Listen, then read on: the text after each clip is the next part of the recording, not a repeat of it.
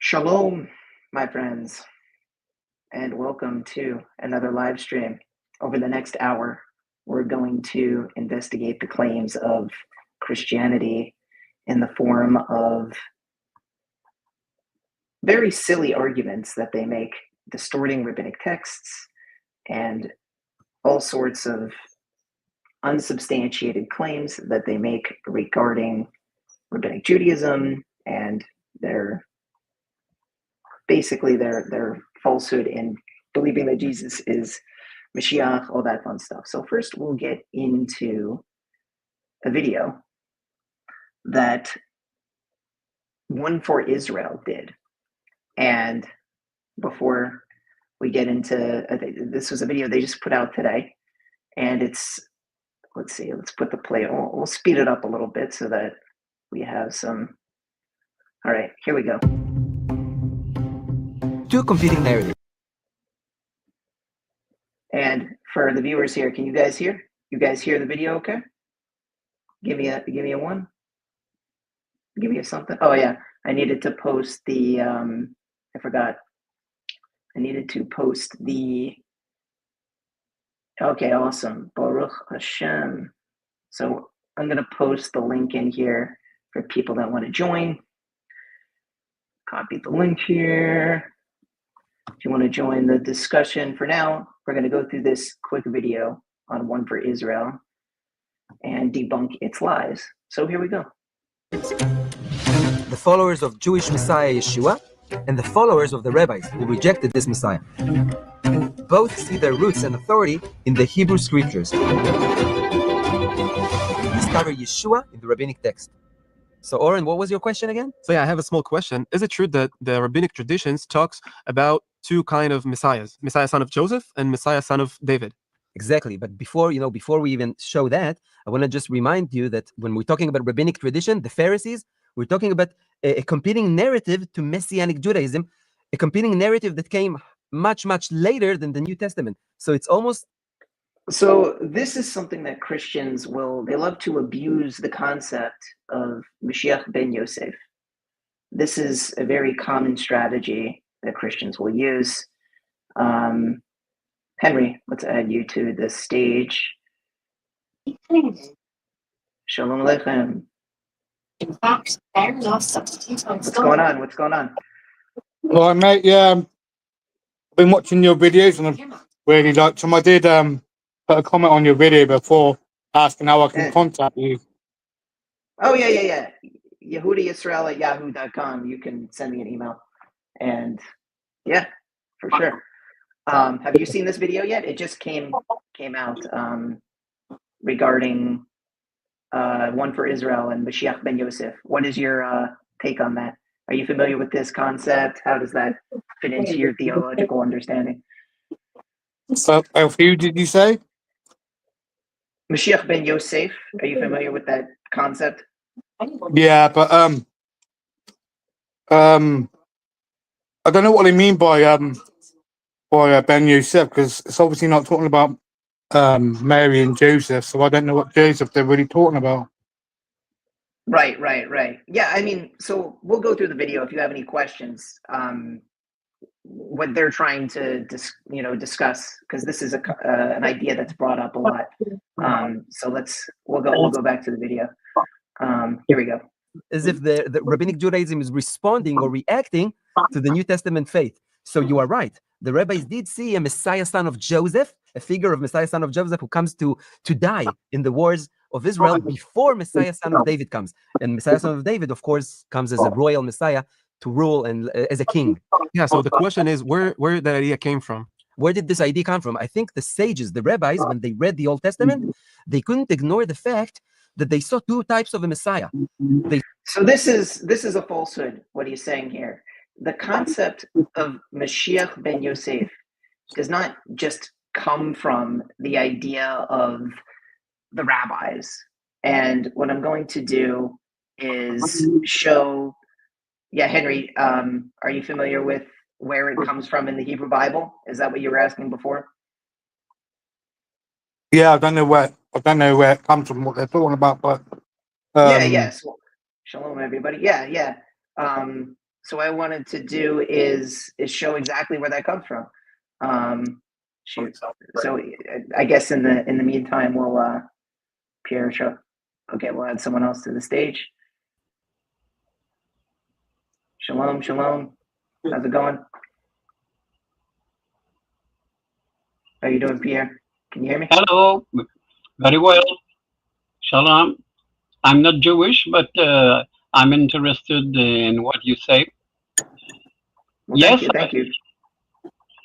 Thanks Yes. for being here. Wonderful. So what I'm going to do is I'm going to stop sharing this video just for a second. And are you, so Henry said he wasn't familiar with the source for where Mashiach ben Yosef comes from. Charles, are you familiar with the source of where this comes from in the Hebrew Bible? I think I have to close something because Yeah, I thought he got it from the Talmud or something. That's what a lot of people think, but obviously it's formally recognized as such in the Talmud, but the actual concept, like for example, in the Hebrew Bible, it doesn't say Mashiach ben David anywhere, right? What it does say is, for example, in Hosea 3 verse 5, it refers to the Messiah, son of David, as David their king, right? So what I'm going to do is show you where the concept comes from of Mashiach ben Yosef in the Hebrew Bible. So I will start by showing, I'm going to share the screen on, this actually comes from the book of Obadiah, or Obadiah as we call him. You're all familiar with the book of, it's actually the shortest book in the entire Hebrew Bible, the book of Obadiah. It's only one chapter long.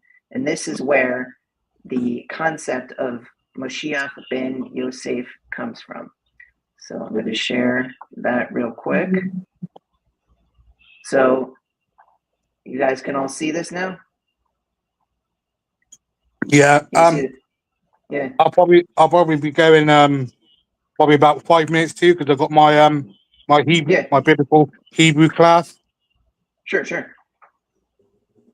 But yeah, I'll watch the video again though.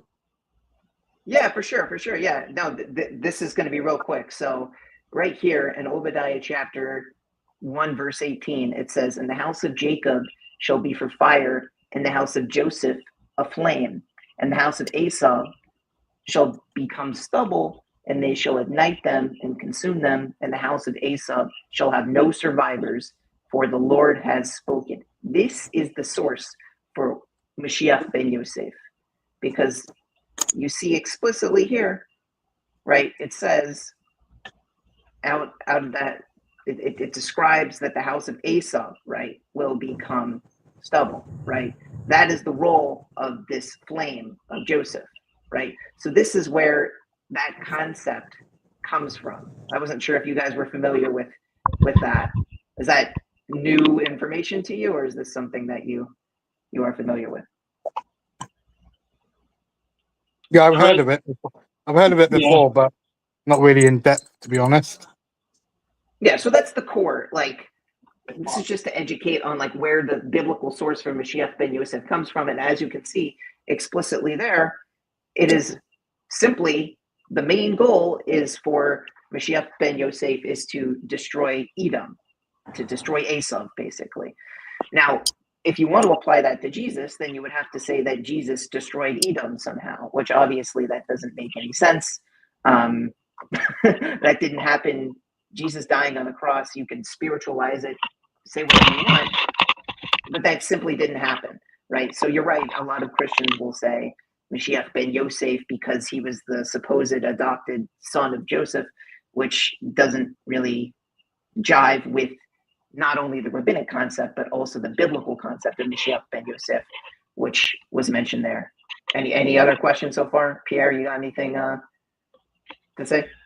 that's okay. Anyway, I don't, not that I say that Jesus is the Messiah, but I personally believe that the Messiah is alive on earth presently. Okay. Yeah.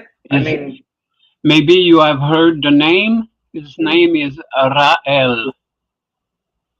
Well, I mean, look, I personally do not know. I plead the fifth on whether or not the Mashiach is, amongst us walking. That's going to reveal. We have this concept of Mashiach being in every generation. So I guess maybe in that sense, but specifically name and person. I don't know if I have the Mashiach's address. I guess is where I'm going with this. So I guess I'm going to go a little bit further into the video, unless somebody wants to bring something else up. Yeah, the only thing I don't like here that Christians, they look at the text and agree with the Hebrews and say, "Oh, this is definitely about the Messiah." But when it suits them, they change the word "anointed" and put Mashiach instead of "anointed," when the Hebrew text always says "anointed." And then they go to Book of Psalms and just do some far-fetched text grabbing, pull it to what they want it to mean, just to say, that's another prophecy, that's another prophecy, that's another one fulfilled. Yet the prophecy that say fulfilled holds no water. You know what? So Right. you're telling me that nobody in history could have lifted their heel up against someone else ever. So that's got to be about Jesus then, because of what's his name done to Jesus and betrayed him. So that couldn't happen to no one else. Right. Right. Yeah, it's called painting the target around the arrow is the expression we like to use, and saying bullseye, right? Which isn't impressive. It's another way of saying it is circular reasoning, right? Saying that, well, Jesus did this thing, so therefore we're going to force it to fit with something that is vaguely, Jesus has 5 toes, on his right foot. Wow, I saw a passage where man has 5 toes on his right foot, like something that is completely not exclusive to the Messiah, but could apply to literally anybody. Yes, exactly. Like, that is, yeah. Just like this is like, it's like a prophecy nowadays. This person is going to come and he's going to drive a car, or he's going to come and drive 2 different cars. But come on, how many cars are there nowadays? And how can you say this person's the Mashiach because he drives a car? I bet loads of people were on donkeys back then, Right. You They can't don't have hang that. an objective standard. Yeah. No. I've heard that the donkey could mean that he will be someone simple. Yeah, humble. Because it does say humbly. Humble, yes. Yeah. Right. And the next verse says that his kingdom is going to be like from the ends of the earth, or like from sea to sea, something rather, right? And clearly, you can spiritualize this and say that Jesus did this, but obviously he didn't. There's no tangible way to prove it, right? So yeah, that's why they have to come up with this second coming cope that does not address the, it's a far cry from fulfillment. Yeah, but you get this as well. They try to say, right, Isaiah 53 is definitely about Christ and no one else, right? Yeah, it could be doing the Messiah and the Jewish people of Israel, right? And it says in there will be no deceit in his mouth, and he will I can't remember what the word was, but it says, anyway, you're talking about Zephaniah. Anyway, he says to his disciples, anybody that would not let me rule over them, bring them hither and slay them before me. It's in other words, slay them in his name. So is that telling you that he does no violence? There's no deceit or anything? No. He's very violent. He went and took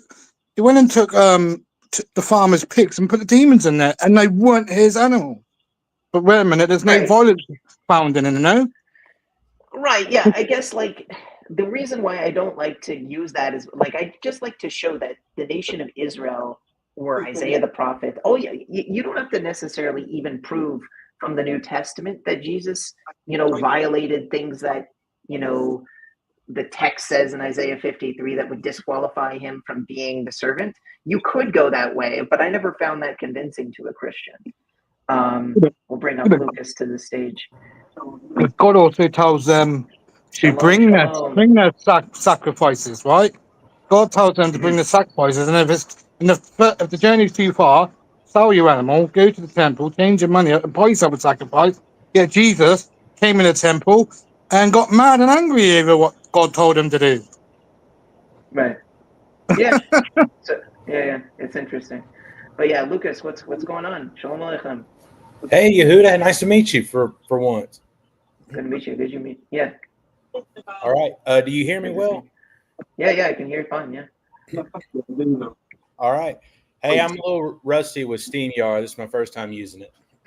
Yeah, this is my first day going live, so yeah, we're learning together. Okay. Have you not got video, mate?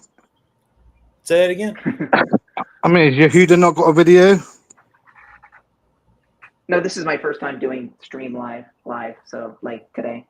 But anyway, yeah. So I have a question. I'm not Christian. Is there any Christian here? I'm I Christian. think Lucas is Christian. Yeah. Okay. I used to be Christian. I'm newly a Noahide because I can see clearly now what the text says. You actually study it because I'm actually doing a 2-year course, but it has 3 years courses in it. Doing the Book of Revelation and New Testament and Biblical Hebrew first year and second year. And awesome. And what I'm seeing of it, you can tell that the New Testament totally goes against what God says. That Paul teaches us not to keep the law no more. Castrate yourselves. You know, you're better to be single like me. Yet God tells you to go forth and multiply. It's interesting, yeah. So yeah, Lucas, what do you have to say about that? Yeah. Well, actually, one problem you have with that is that's 1 Corinthians 7 where you're getting that from, where he's talking about how about marriage and singleness, and he's talking about how marriage should be between one man and one woman, and that it would be better to marry than to burn with desire.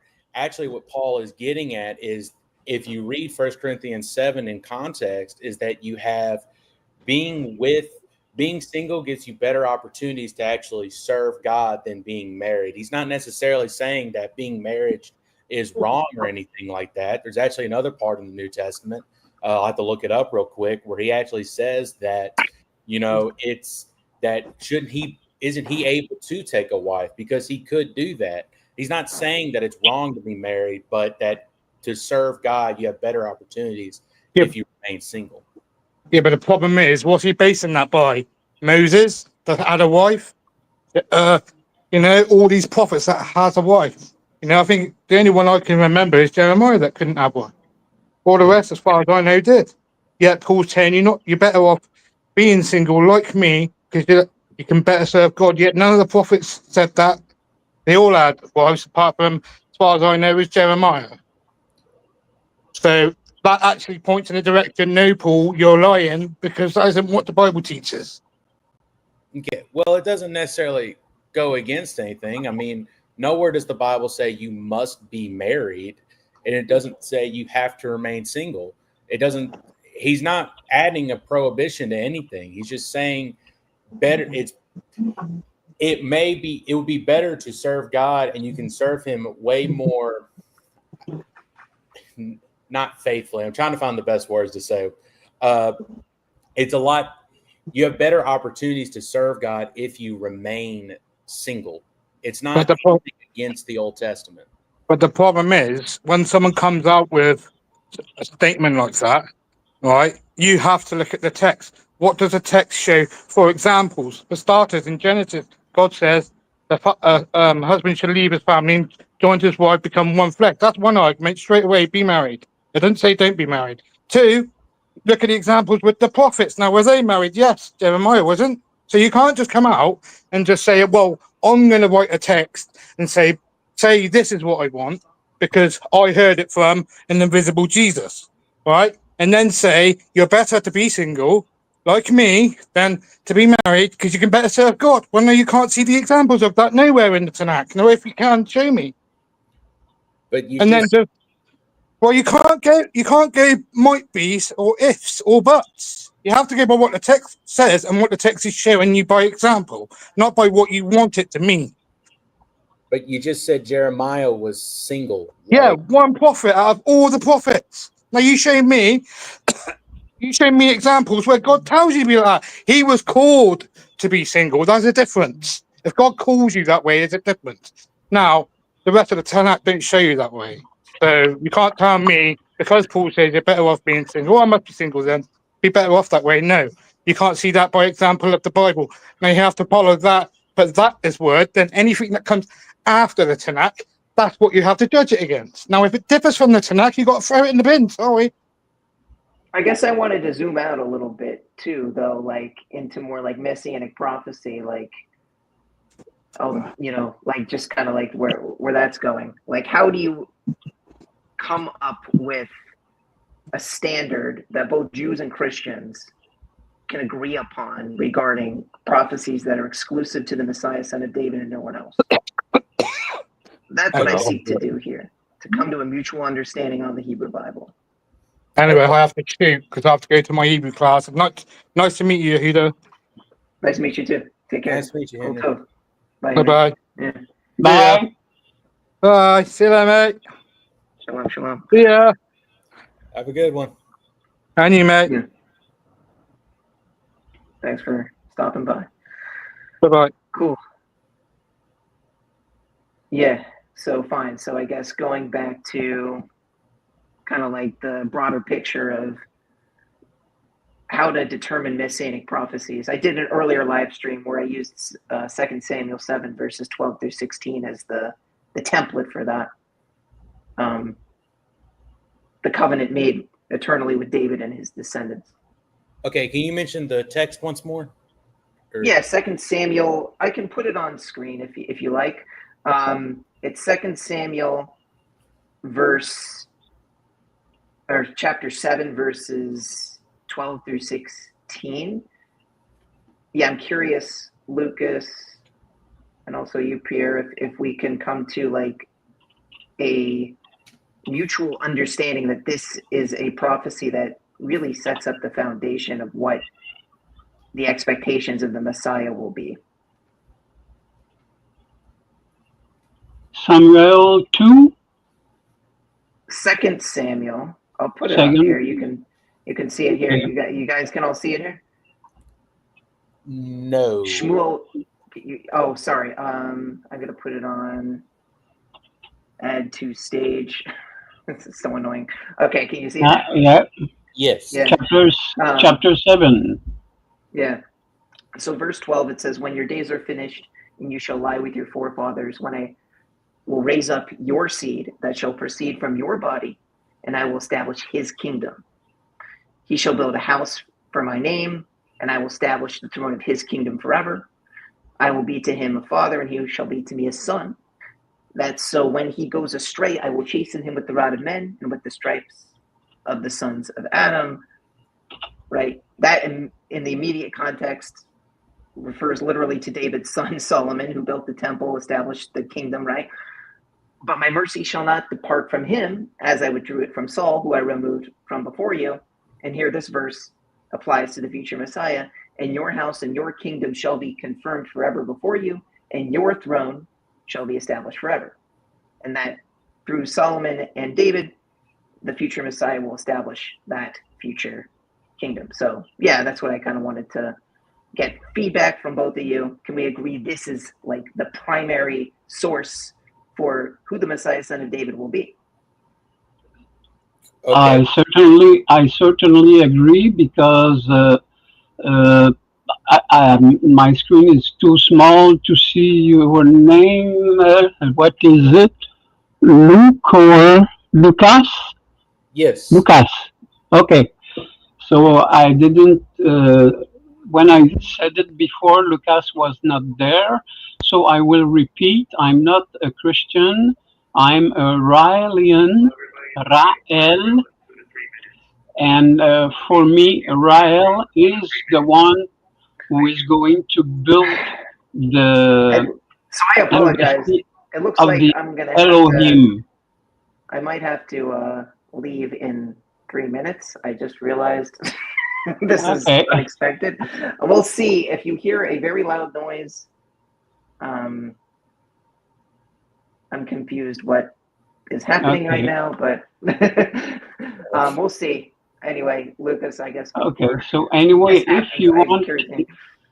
okay, if you want to know more, you can go at Jews for the number 4 Rael, Jews for Rael.org, and Rael has been asked to build the third temple, which we call the Elohim Embassy.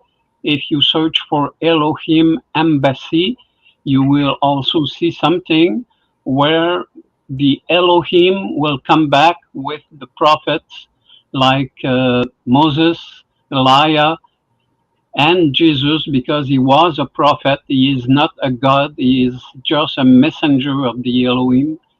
And Rael is the son of Yahweh Elohim. That's what he said. I don't ask you to believe me, but I'm giving you the information. Okay, and All right, cool. So yeah, Lucas, I guess try and get in what you can before. If I do leave, I'll leave the live stream on, but I might be gone for like 5 minutes or so. I'll do that. That's okay. are you going to come back, Yehuda? Just a second. Oh, okay, never mind. I can stay. You're just going to hear a really loud noise for a second. Okay. Okay. All right. So 2 Samuel 7, 12 through 14. Okay. 2 Samuel. Yes. Okay. And just so I have your point right, you say that 12 and 13 is immediate context Solomon, and then 14 is or I guess 16 is the Messiah. Yeah, sorry, it's still going off.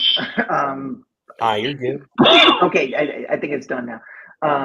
So yeah, basically it's establishing, right, because it mentions that, when he sins, he will be, when he goes astray, rather, it doesn't really necessarily say that, right? It says when he goes astray, he will, I will chasten him with the rod of men, right?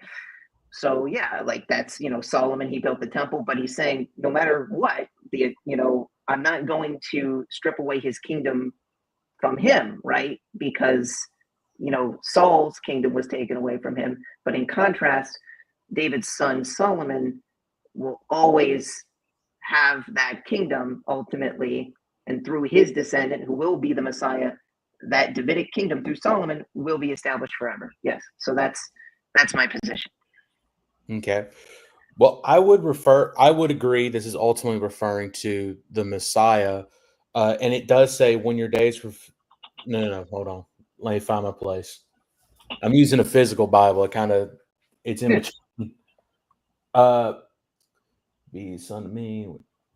I will be a father to him, and he'll be a son to me. When he commits iniquity, I will reprove him with the rod of men and the strikes from the son of men. My loving kindness shall never not be removed from him. I would say it's ultimately referring to, thank you. It is referring to the Messiah. However, it's not really saying that necessarily that the Messiah will not be sinless. And I would say that there's other parts of the Tanakh that show that he will be sinless. Yeah, I mean, well, that's why I apply that. Look, the jury's out. Like, I don't know. Maybe the Messiah will be sinless. Maybe the Messiah won't be sinless. I don't know. Like, I'm not going to say either way. What I do know is that we both agree that this prophecy, when it speaks about a Davidic king who will rule on the throne of David forever, right, and establish the kingdom of David forever, this passage gives us mutual understanding as Jews and Christians as to what messianic prophecy looks like, right? So knowing this, right, and you probably know, right, where I'm going to go, we can go to a passage such as, Hosea chapter 3, verses 4 and 5, where it gives us a very similar exegetical understanding, right? Where it says, for the children of Israel shall remain many days with, having neither king, nor prince, nor sacrifice, nor ephod, pillar, nor ephod, or teraphim. And it says, afterwards, the children of Israel shall return and seek the Lord their God and David their king. I believe this is about the Messiah when it says David their king. And I base that off of what we just discussed in 2 Samuel, right? Where it says that eternal kingdom will be established through a son of David. It says, and they shall come trembling to the Lord and to his goodness at the end of days, right? So are we able to all agree that this is referring, when it says David their king, it's referring to the Messiah, son of David? No one else? Yes, I would agree that is referring to the Messiah, son of David. I'll just be honest and blunt right now. I only believe in one Messiah. I don't believe in son of Yosef. I only believe in the Messiah, son of David. Yeah. I don't think that's, I don't know if you were here earlier. Like, the source for Mashiach ben Yosef comes from Obadiah chapter 1, verse 18. That is the primary source for that. You don't have to call it Mashiach ben Yosef. I think we get caught up in like semantics with this. But like, this is the role. I don't know if you're familiar with that, but like in this video that I was showing earlier and one for Israel, they like to make up this idea that Mashiach ben Yosef is just a rabbinic idea that spawned out of nowhere, prior to the destruction of the temple. Like, and you see here, this is the primary verse for Mashiach ben Yosef. It says, "In the house of Jacob shall be fire, the house of Joseph a flame." This is Mashiach ben Yosef. "And the house of Esau shall become stubble, and they shall ignite them and consume them. And the house of Esau shall have no survivors, for the Lord has spoken." And that's Mashiach ben Yosef, right? Mm-hmm. Can we agree that the role of the house of Joseph is to destroy Esau? I'm not going to lie. I'm not familiar with Obadiah. Haven't gotten to that part yet. Okay, fair enough. You can study it more and let me know what your opinion is. But yeah, like that's where the rabbis cite this as the source for Mashiach ben Yosef, the primary source for this. I think, unfortunately, it's become this like esoteric, idea that like somehow competes with the idea of Mashiach ben David, and it's just simply not true. They're different roles, different functions, and the primary role of Mashiach ben Yosef, according to the rabbis and according to the scripture, is to destroy the house of Esau. That's okay. Well, I would say going back to Hosea 3:5, Hosea 3:5, it actually does say he will return. Now, the Hebrew word there, every time it's used in the Tanakh, is referring to a returning, like coming back to, and it's returning to David and their king. And the verse itself doesn't necessarily take away the idea of the Messiah, son of David, being rejected by his people. It's actually given the idea of returning and seeking the Lord, their God, and David. And if the Messiah, son of David, has been rejected, it makes a lot of sense where it's Israel returning to the Messiah that they have rejected. But I will agree that David, their king here, is referring to Messiah, son of David. Yeah. And the point of that exercise is to show that we do have an exegetical standard that both you and I, a Jew and a Christian, can agree refers exclusively to the Messiah, son of David. And I'm noticing a pattern of a Davidic king who will rule at the end of days. Like, I could do this with another passage, right, that uses this same language, and I'd be curious, in Ezekiel chapter 37, for example, right? You have a similar situation where it discusses the ingathering of the exiles prior to the servant David serving as king over Israel. And it says, you guys can see this here in Ezekiel 37. You're able to see this on the screen? Yes, verses 20 through 24. Yeah, where it says, "So say to them, behold, I will take the children of Israel from among the nations where they have gone. I will gather them from every side and bring them to their land. And I will make them one nation upon the mountains of Israel. And one king shall be them all as king." Notice, though, order and the chronology of this, that, remember in Hosea, we just read that Israel will go for many days without a king, without a sacrifice, right? Mhm. So that's what we're living in today. We don't have a king, we don't have a sacrifice. But after we're all gathered into the nations, then there will be one king. So who is this king that will unite all of Israel? It says, my servant David shall be king over them.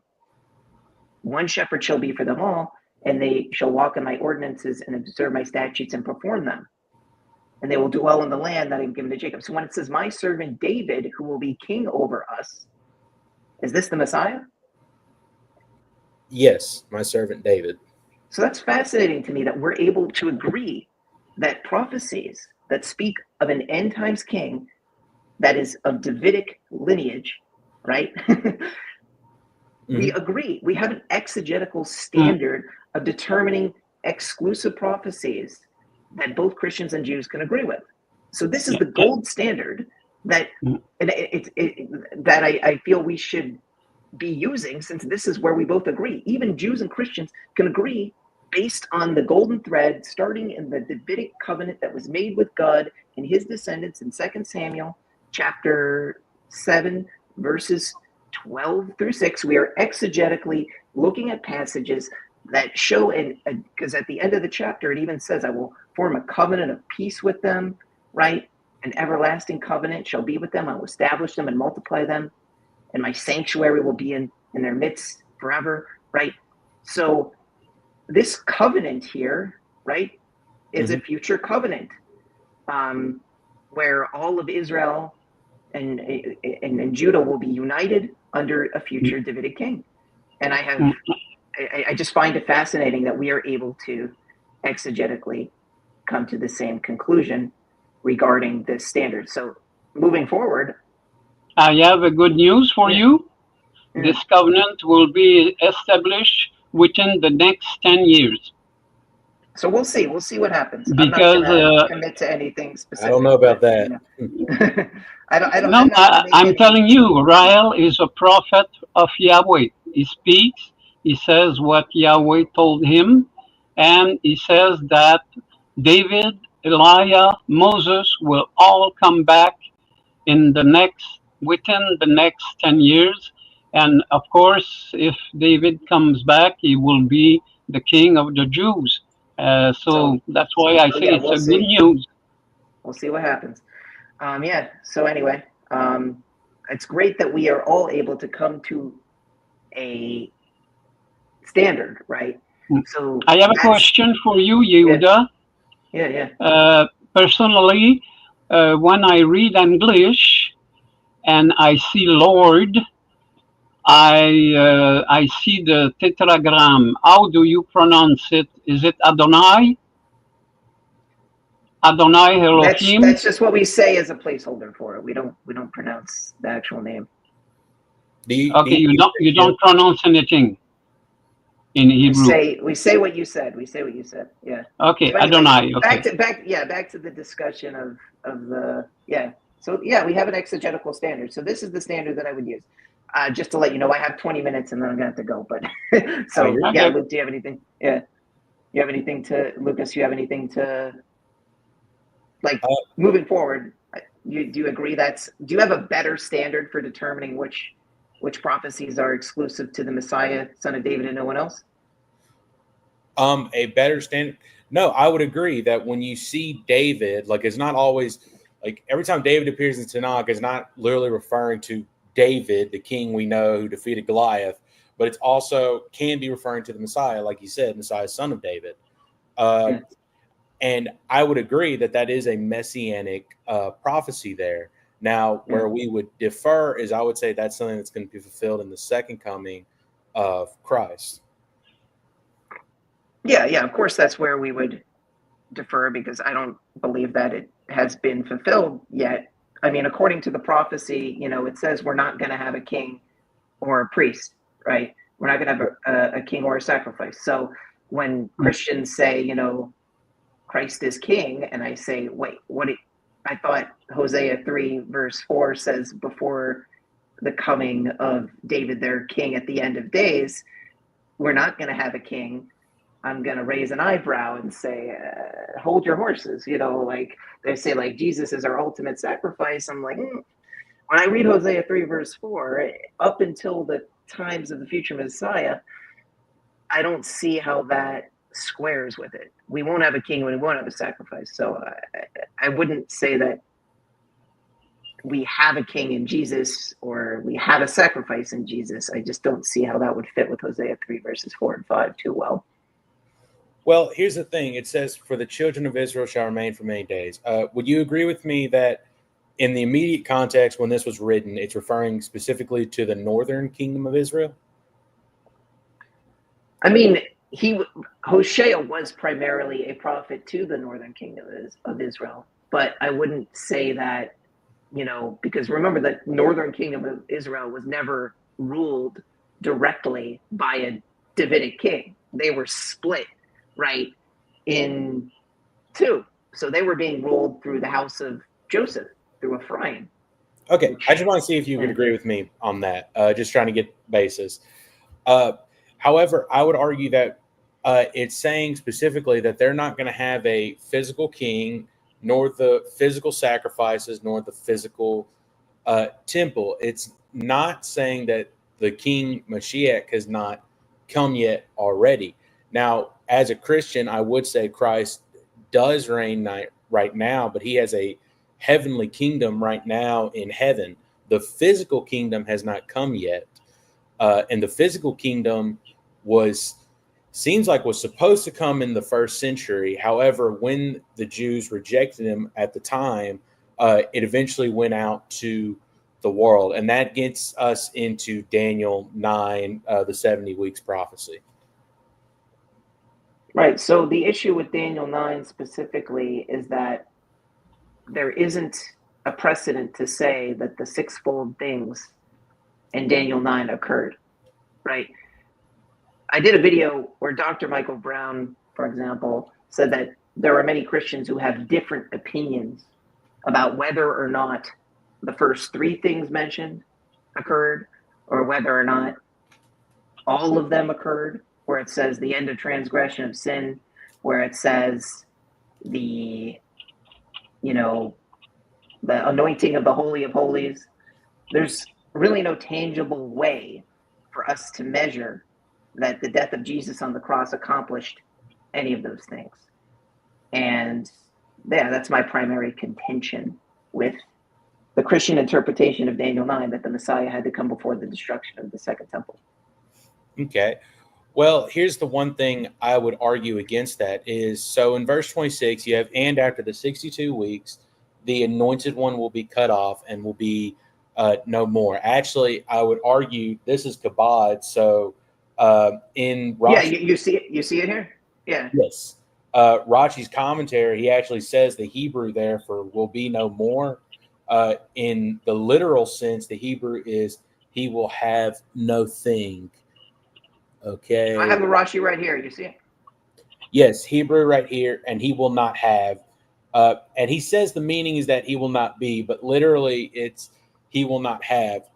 Christian translations will say that he will have nothing.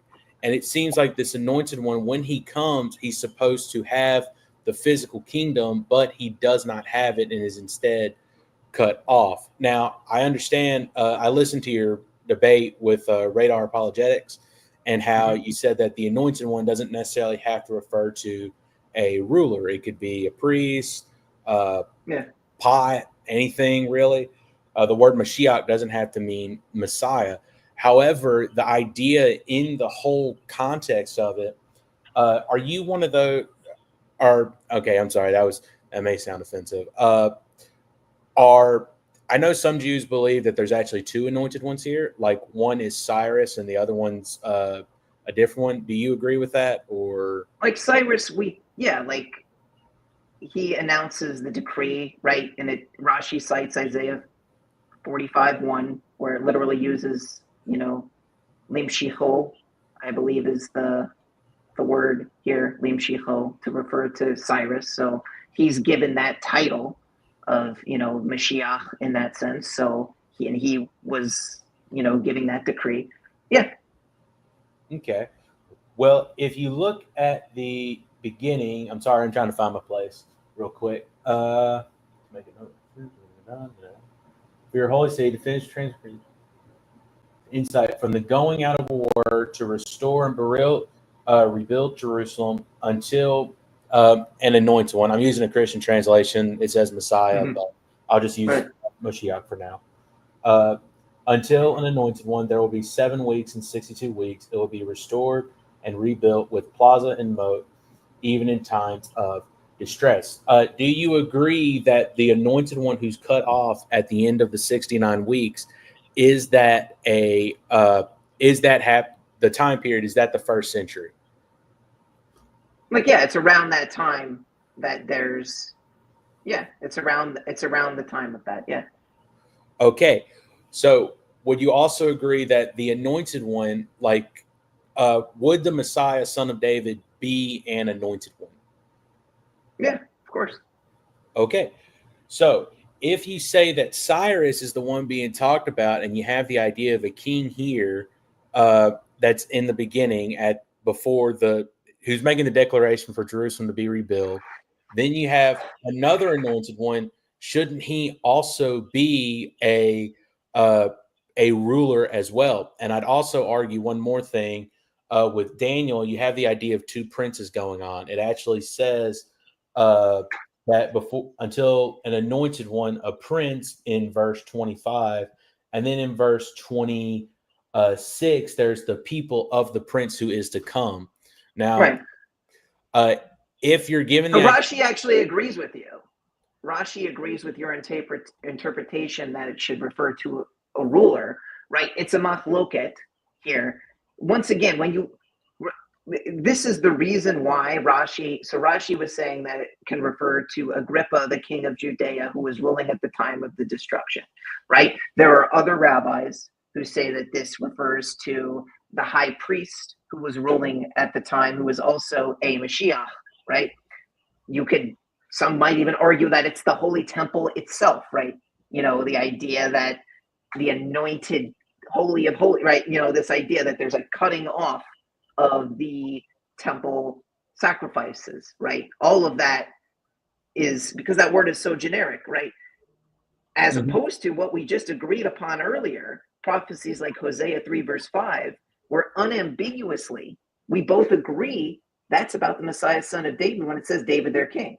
When you see in Daniel, in contrast to what we already agreed upon, is exclusively messianic prophecy to only the person of the Messiah, son of David, in Hosea chapter 3, verse 5, when it says David their king, and in Ezekiel 37, verse 24, when it says my servant David, who I was set up for them. So it shouldn't be a surprise why none of the rabbis identify this particular Mashiach in Daniel 9:26, or the Mashiach mentioned in Daniel, 9:25, right? Neither of them are identified as the Messiah, son of David. Okay. And that's based on what we just described earlier as far as 2 Samuel 7 verses 12 through 16. Okay. Well, here's another thing.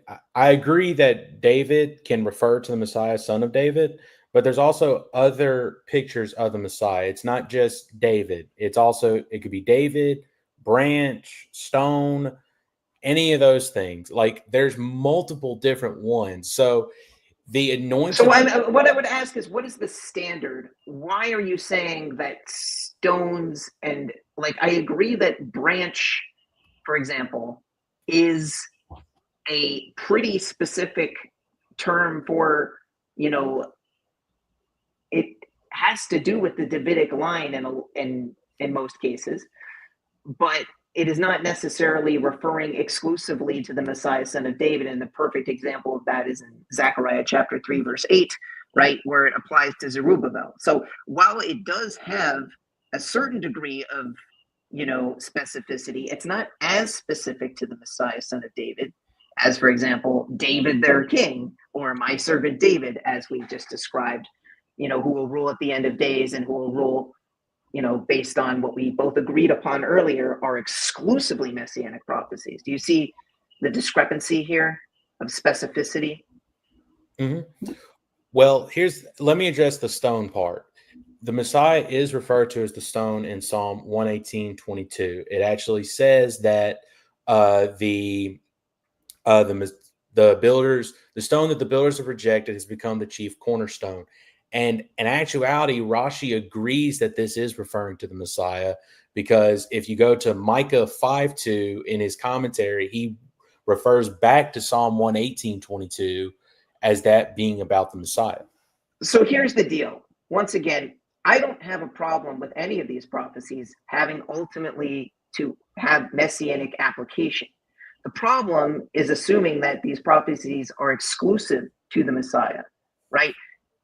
I do agree, and you agree, that once again, David their king, who will come at the end of days in Hosea 3 verse 5, he is only about the Messiah. But Psalm 118, right, you know, Rashi very well can say that this is about, well, let's go to Sepharia. This will be really interesting, because then we can really get a comprehensive understanding of what the rabbis actually thought about, you know, that verse, Psalm 118. Let me find it. And I'm going to have to go in just a little bit. I apologize. This was a great discussion. Yeah, this was awesome. We got a chance to meet and discuss. So what verse is it specifically? Psalm 118. 22. 22, yeah. So we can see here.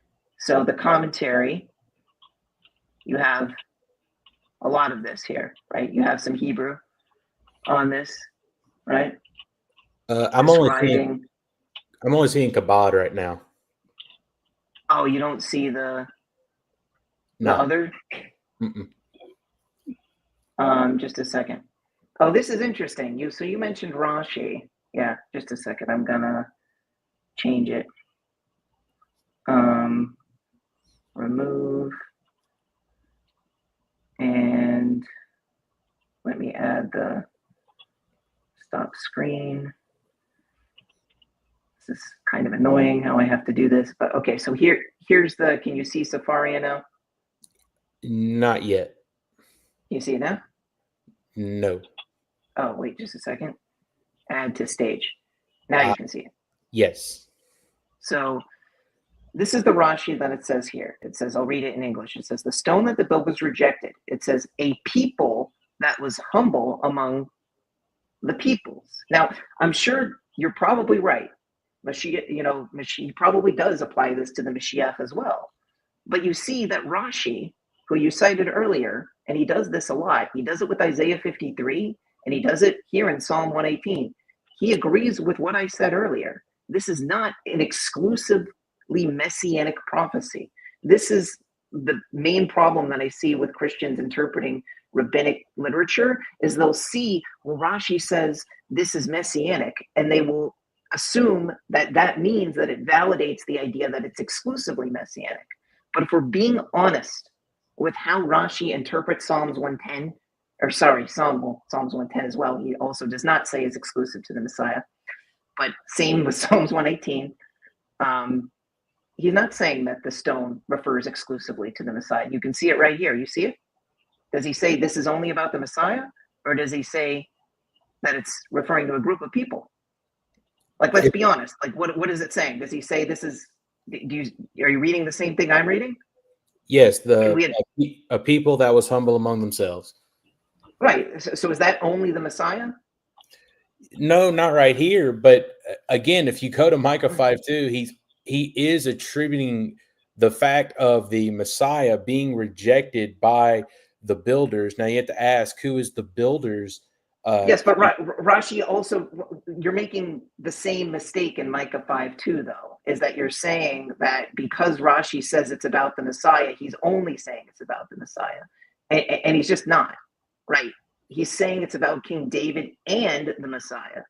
Like, you understand how this works? Because it's kind of the same error you're making over and over again when interpreting these types of things.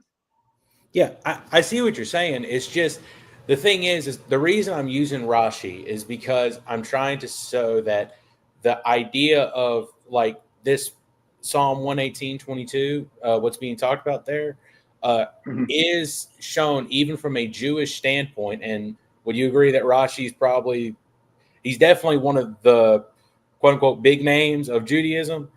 Yeah. If he says that this is about Messiah, then it gives credence to the Christian interpretation that, hey, this is a messianic passage here that is referring. The thing is, here's the deal, though. Once again, I'm not arguing against a messianic interpretation of any prophecy. Okay? You can go to Genesis 3:15 and call it messianic. I'll say amen. But if you tell me that it's only about the Messiah, I'll say it's not, because we know that it also has application to Adam and Eve and their children, right? That they had children that, snakes and, humans have enmity between each other. So will it have future fulfillment in the Messiah? Yeah, it says in Isaiah 11 that a kid will put his hand in a viper's nest and there'll be peace and they won't fight with each other anymore.